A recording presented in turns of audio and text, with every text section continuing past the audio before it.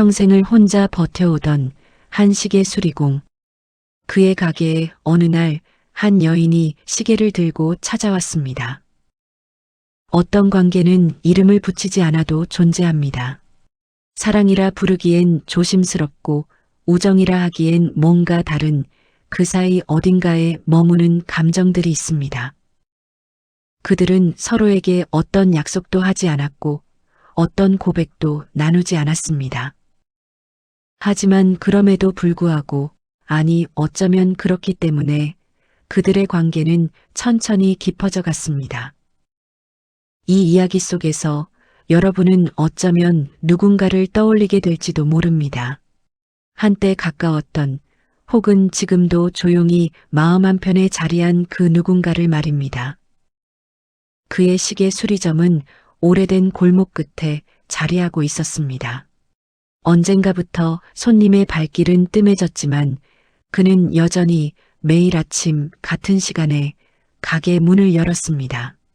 스스로도 또 문을 여는 이유를 뚜렷이 말할 수는 없었습니다. 하지만 문을 완전히 닫아버리면 그의 하루 자체가 멈춰버릴 것만 같았습니다. 그래서 그는 종종 혼잣말로 중얼거리곤 했습니다. 그래도 누군가는 올지도 모르니까. 그 말이 스스로를 위로하는 건지 아니면 정말로 누군가를 기다리는 건지 그조차 정확히 알 수 없었습니다. 다만 가게 문을 열고 작업대 앞에 앉아 멈춘 시계들을 들여다보는 그 루틴만이 그를 하루하루 살아가게 했습니다. 그런 어느 날이었습니다. 문이 열리며 종소리가 울렸습니다. 그는 고개를 들었고 그곳에 한 여인이 서 있었습니다. 회색 코트를 입고 조심스러운 표정으로 무언가를 손에 쥐고 있었습니다. 안녕하세요. 이 시계 고칠 수 있을까요? 그녀가 내민 것은 낡은 손목시계였습니다. 겉모습만 봐도 꽤 오래된 물건이라는 걸 알 수 있었습니다. 남편이 살아있을 때 선물해 준 시계인데요. 멈춘 지 오래됐어요. 그녀는 더 이상 말을 잇지 않았습니다. 하지만 그 짧은 문장 뒤에 놓여 있는 시간의 무게는 충분히 느껴졌습니다. 그녀의 손끝이 시계를 쓰다듬는 방식에서, 그녀의 눈빛에서 그녀가 말하지 않은 모든 것들이 전해졌습니다. 그는 시계를 조심스럽게 받아들었습니다. 확대경을 꺼내 뒷면을 살펴보고 천천히 케이스를 열어 내부를 들여다보았습니다. 완전히 망가진 건 아니었습니다. 하지만 단기간에 손쉽게 고칠 수 있는 상태도 아니었습니다. 부품 몇 개가 마모되어 있었고 태엽 장치에도 문제가 있어 보였습니다. 시간이 좀 필요할 것 같습니다. 그래도 움직일 수 있게는 해보겠습니다. 그녀는 고개를 끄덕였습니다. 천천히 해주세요. 저는 기다리는 건 익숙하니까요. 그 말에는 어떤 체념도 조급함도 없었습니다. 다만 오랜 시간 무언가를 기다려온 사람만이 가질 수 있는 고요한 인내의 빛깔이 담겨 있었습니다. 그녀가 가게를 나간 뒤 공간은 다시 조용해졌습니다. 하지만 오늘의 고요는 어제의 고요와 달랐습니다. 그의 손은 괜히 느려졌고 시계를 작업대 위에 내려놓을 때마다 방금 전 그녀의 얼굴이 떠올랐습니다. 그는 자신도 모르게 창밖을 한 번 더 내다봤습니다. 혹시 아직 골목에 서 있지 않을까 하는 마음으로. 물론 그녀는 이미 사라진 뒤였습니다. 며칠이 지났습니다. 그는 그녀의 시계를 작업대 한가운데 놓아두고 틈날 때마다 조금씩 손을 댔습니다. 부품을 주문하고 태엽을 조정하고 기어의 맞물림을 확인했습니다. 그런데 이상한 일이었습니다. 평소라면 이 정도 수리는 이틀이면 끝났을 텐데 그는 자꾸만 작업 속도를 늦추고 있었습니다. 마치 이 시계를 고쳐버리면 그녀가 다시 올 이유가 사라질 것만 같아서였습니다. 그리고 그의 예상대로 그녀는 다시 찾아왔습니다. 혹시 조금 움직이나요? 그녀의 목소리에는 기대와 걱정이 반반씩 섞여 있었습니다. 그는 고개를 저으며 대답했습니다. 아직은 아닙니다. 그래도 계속 만지고 있습니다. 그럼 제가 또 올게요. 그녀는 시계를 한번 쓰다듬고는 돌아갔습니다. 그리고 그 작은 접촉, 그 짧은 대화가 그의 하루에 작은 파문을 만들었습니다. 그날 이후 그는 시계를 고치는 시간이 조금 달라졌습니다. 예전에는 멈춘 물건과 싸우는 마음이었다면 지금은 누군가를 향해 시간을 되돌리는 느낌이었습니다. 그는 서서히 깨닫고 있었습니다. 자신이 시계를 고치는 게 아니라 누군가의 하루를 붙잡고 있다는 것을. 그리고 어느 순간부터 그는 그녀가 오는 요일과 시간을 자연스럽게 기억하게 되었습니다.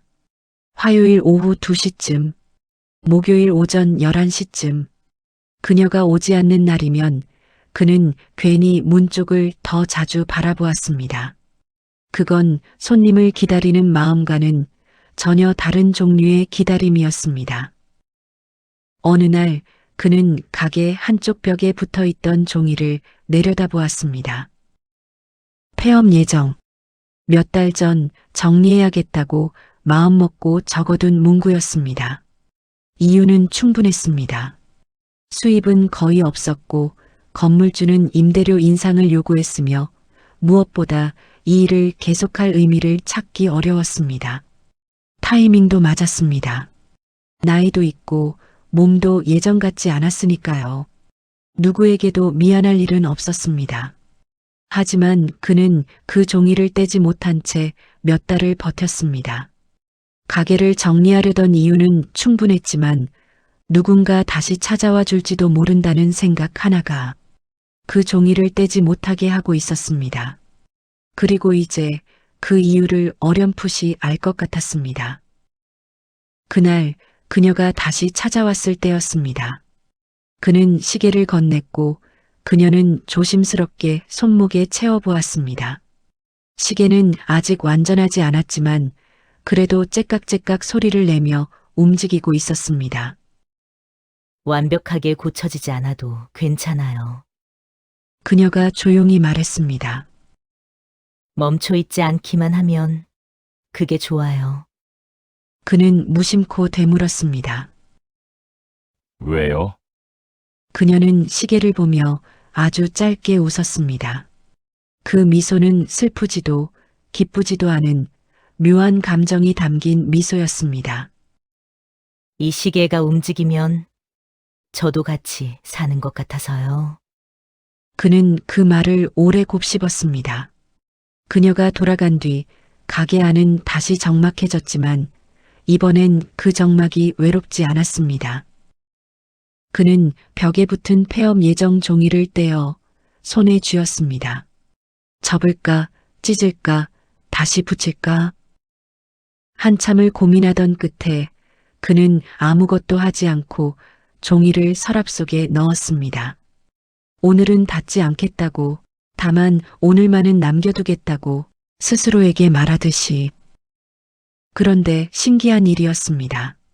오늘만이라는 말이 내일도 이어졌고 모레도 이어졌습니다. 그날 저녁 그는 처음으로 가게 불을 평소보다 오래 켜두었습니다. 이유를 묻는다면 말로 설명할 수는 없었습니다. 다만 누군가 이 불을 보고 마음이 놓였으면 좋겠다는 생각이 들었기 때문이었습니다. 창밖 골목 불빛을 바라보며 그는 천천히 숨을 내쉬었습니다. 문득 그 역시 누군가의 불빛을 바라보고 있는 사람일지 모른다는 생각이 들었습니다. 어디선가 누군가도 이 가게 불빛을 보며 무언가를 생각하고 있을지도 모른다고. 그 순간 그는 알았습니다. 자신이 결정을 미룬 게 아니라 닿지 않을 이유가 생긴 거라고. 그 후로도 그녀는 일주일에 2~3번씩 가게를 찾았습니다. 처음엔 시계 때문이었습니다. 오래된 시계라 크게 문제는 없었지만 가끔씩 점검이 필요했습니다. 태엽이 조금 느슨해지거나 초침이 미세하게 어긋나거나 그런 작은 것들이었습니다. 하지만 점차 그 이유는 희미해졌습니다. 어느 날은 시계가 멀쩡한데도 들렀고 어느 날은 그냥 지나가다가 들어왔습니다. 오늘은 시계가 잘 가는데요. 그가 물으면 그녀는 잠시 머뭇거리다 이렇게 대답했습니다. 그냥 확인하고 싶어서요. 아직도 잘 가는지. 실은 시계가 아니라 이 공간이, 이 사람이 아직도 여기 있는지 확인하고 싶은 마음이었지만 그녀는 그 말을 하지 않았습니다. 그들은 그렇게 서로의 시간 속으로 조금씩 스며들었습니다. 대화는 길지 않았습니다. 날씨 이야기, 골목 이야기, 시계 이야기. 하지만 그 짧은 대화들이 쌓이면서 그들 사이에는 말하지 않아도 아는 것들이 생겨났습니다. 그녀가 비 오는 날을 좋아한다는 것. 그가 차를 마실 때 설탕을 넣지 않는다는 것. 그녀가 손목시계를 오른손에 찬다는 것. 그가 가게 문을 닫을 때 꼭 2번 확인한다는 것. 이런 사소한 것들이 그들의 관계를 조금씩 단단하게 만들어갔습니다. 어느 날 그녀가 물었습니다. 이 가게 오래 하셨어요? 예, 30년쯤 됐습니다. 그럼 앞으로도 계속하실 건가요? 그는 잠시 망설였습니다. 그리고 솔직하게 대답했습니다. 잘 모르겠습니다. 사실 몇 달 전까지만 해도 그만둘 생각이었거든요. 그런데 왜 안 그만두셨어요? 그는 그녀를 바라보았습니다. 그리고 천천히 입을 열었습니다. 이유가 생겼습니다. 그 말이 무엇을 의미하는지 그녀도 알았을 겁니다. 하지만 그녀는 더 묻지 않았습니다. 다만 작게 미소 지으며 고개를 끄덕였습니다. 그럼 다행이네요. 그날 이후 두 사람 사이에는 묘한 긴장감이 감돌았습니다. 뭔가 더 말해야 할 것 같은데 동시에 지금 이 상태가 편안한 것 같은. 앞으로 나아가고 싶은데 동시에 지금 이 거리가 적당한 것 같은. 그래서 그들은 계속 그 자리에 머물렀습니다. 가까워지지도 멀어지지도 않는 그 거리에서 계절이 바뀌었습니다. 가을이 왔고 골목의 나무들이 노랗게 물들었습니다. 그는 가게 앞을 쓸면서 문득 생각했습니다. 이 낙엽들처럼 나와 그녀의 관계도 언젠가는 땅에 떨어질까? 하지만 이상하게도 그 생각이 슬프지 않았습니다. 왜냐하면 그들은 아직 나무에 매달려 있었고 바람에 흔들리면서도 서로를 바라보고 있었으니까요. 그녀는 여전히 일주일에 몇 번씩 가게를 찾았습니다. 이제는 시계를 핑계 삼지도 않았습니다. 그냥 들어와서 잠시 앉아 있다가 갔습니다. 오늘은 날씨가 좋네요. 그러게요. 햇빛이 참 따뜻합니다. 그런 대화를 나누고 차 한 잔을 마시고 그렇게 30분쯤 머물다 돌아갔습니다. 그는 그 시간이 좋았습니다. 무언가를 요구하지도 증명하지도 않아도 되는 시간. 그저 같은 공간에 있다는 것만으로 충분한 시간. 어느 날 그가 조심스럽게 물었습니다. 혹시 외롭지는 않으세요? 그녀는 잠시 생각하다가 대답했습니다.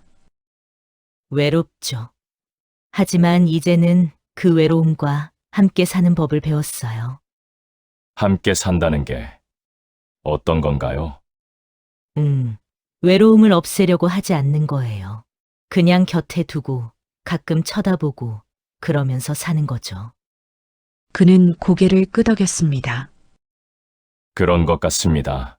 저도 오래 혼자 살았는데 외로움을 몰아내려고 하면 더 커지더라고요. 맞아요. 그래서 전 이 시계가 좋아요. 멈추지 않고 계속 째깍거리잖아요. 그 소리가 저한테는 누군가 곁에 있는 것 같은 소리거든요. 그는 그녀의 손목 시계를 바라보았습니다. 자신이 고친 그 시계가 누군가에게 이런 의미였다니.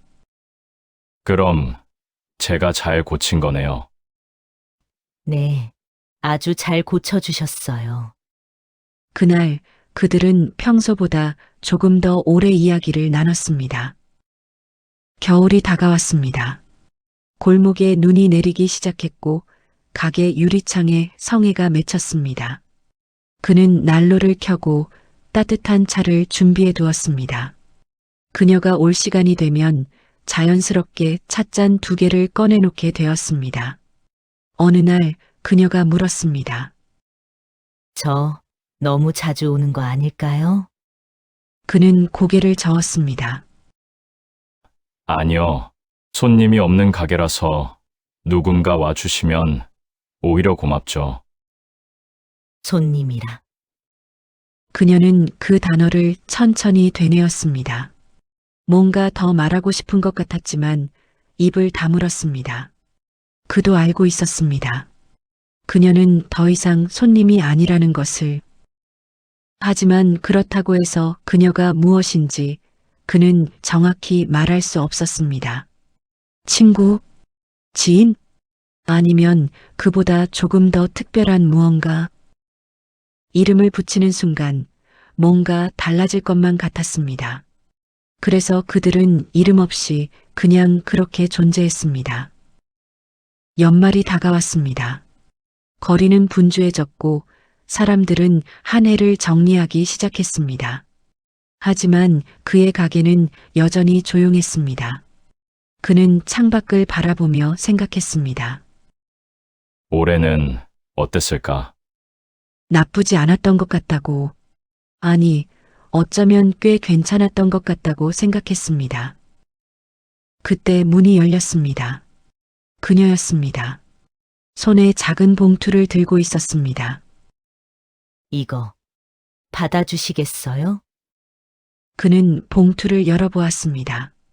안에는 손수건이 한 장 들어 있었습니다. 하늘색 천에 작은 시계 무늬가 수놓아져 있었습니다. 제가 직접 만든 건데요. 솜씨가 좋진 않지만 고맙습니다. 소중히 쓰겠습니다. 그는 손수건을 펼쳐보며 미소 지었습니다. 그리고 서랍을 열어 작은 상자를 꺼냈습니다. 저도 드릴 게 있습니다. 상자 안에는 작은 회중시계가 들어 있었습니다. 그녀의 손목 시계와 비슷한 디자인이었습니다. 이건 부부 시계였습니다. 손목 시계와 한 세트로 만들어진 거예요. 그는 잠시 말을 멈췄다가 천천히 이어갔습니다. 제가 오래전에 골동품 가게에서 우연히 발견했는데요. 그때는 혼자만 사서 보관해두고 있었습니다. 언젠가 이 시계의 짝을 만날 사람에게 건네주고 싶다고 생각했는데 그 사람이 이제야 찾아온 것 같았습니다. 그녀는 시계를 조심스럽게 손에 쥐었습니다. 이렇게 귀한 걸 귀한 게 아닙니다. 제자리를 찾은 것뿐이죠. 두 사람은 잠시 말없이 서로를 바라보았습니다. 그리고 그 침묵 속에서 말하지 않아도 전해지는 것들이 있었습니다. 새해가 밝았습니다. 그는 여전히 매일 같은 시간에 가게 문을 열었고 그녀는 여전히 일주일에 몇 번씩 가게를 찾았습니다. 하지만 뭔가 조금 달라진 것도 있었습니다. 예전에는 우연처럼 만났다면 이제는 서로를 기다리고 있다는 걸 인정하게 되었습니다. 예전에는 핑계가 필요했다면 이제는 그냥 보고 싶어서 온다고 말할 수 있게 되었습니다. 예전에는 이름을 붙일 수 없었다면 이제는 이름이 없어도 괜찮다는 걸 알게 되었습니다. 어느 날 그녀가 말했습니다. 이제 이 시계 완전히 제 시간이 된 것 같아요. 무슨 뜻이죠? 예전에는 남편의 시간이었는데 이제는 제 시간이 됐다는 거예요. 그러니까 과거에 묶여 있는 게 아니라 지금을 살고 있다는 느낌이요. 그는 고개를 끄덕였습니다. 좋은 변화네요. 네, 당신 덕분이에요. 그 말이 그녀의 입에서 아주 자연스럽게 흘러나왔습니다. 당신, 두 사람은 잠시 말을 잃었습니다. 그녀의 입에서 나온 그 한 단어가 공기 중에 조용히 머물렀습니다. 하지만 어색하지 않았습니다. 오히려 오래전부터 그렇게 불렀어야 했던 것처럼 느껴졌습니다. 그 침묵 속에는 오랫동안 조심스레 숨겨두었던 마음이 조용히 고개를 들고 있었습니다. 봄이 왔습니다. 골목에 꽃이 피기 시작했고 가게 앞 벤치에는 햇살이 따스하게 내려앉았습니다. 그는 그 벤치에 앉아 그녀와 함께 차를 마셨습니다. 말은 많지 않았지만 침묵이 불편하지 않았습니다. 저기요. 그녀가 조심스럽게 말을 꺼냈습니다. 네, 우리, 뭔가요? 그는 잠시 생각했습니다. 그리고 천천히 대답했습니다. 글쎄요. 꼭 정해야 할까요? 아니요. 정하지 않아도 괜찮을 것 같아요. 저도 그렇게 생각합니다. 그들은 다시 침묵했습니다. 하지만 이번 침묵은 이전과 달랐습니다. 뭔가를 결정한 침묵이 아니라 결정하지 않기로 한 침묵. 그리고 그 선택이 어쩌면 가장 정직한 선택일지도 모른다는 생각이 들었습니다. 여전히 둘 사이는 이름 없는 관계였습니다. 서로에게 어떤 약속도 하지 않았고 어떤 다짐도 나누지 않았습니다. 그들은 앞으로의 이야기를 미리 정해두지도 않았습니다. 그저 오늘을 함께 지나고 있을 뿐이었습니다. 하지만 그의 하루는 그녀를 기준으로 움직이기 시작했고 그녀의 시간도 그의 가게를 향해 흐르고 있었습니다.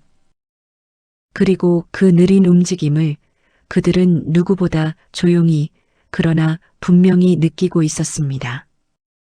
사랑이라고 부르기엔 조심스럽고 우정이라 하기엔 뭔가 다른 그 사이 어딘가의 감정. 하지만 그게 뭐든 상관없었습니다. 중요한 건 그들이 서로의 시간 속에 존재한다는 것, 그리고 그 존재가 서로에게 위로가 된다는 것이었으니까요. 어떤 관계는 이름을 붙이지 않아도 존재합니다. 그리고 어쩌면 이름이 없기 때문에 더 오래 지속될 수 있는 관계도 있습니다. 둘 사이에 놓인 시간은 여전히 천천히 흐르고 있었습니다. 멈추지 않고 서두르지 않고 다만 조용히. 어떤 관계는 정의할 수 없습니다.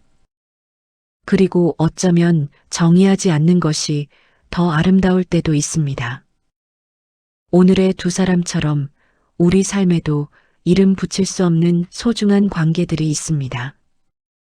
친구도 아니고 연인도 아닌 그 중간 어딘가에서 그 존재만으로 우리 시간을 따뜻하게 밝혀주는 사람들. 오늘 이야기가 마음에 남으셨다면 다시 이곳으로 돌아와 주시길 바랍니다. 구독해 주시면 당신의 시간 곁에서 조용히 이야기를 이어가겠습니다. 다음에도 마음을 어루만지는 이야기로 찾아뵙겠습니다. 오늘 하루도 여러분의 시간이 따뜻하게 흘러가기를 바랍니다.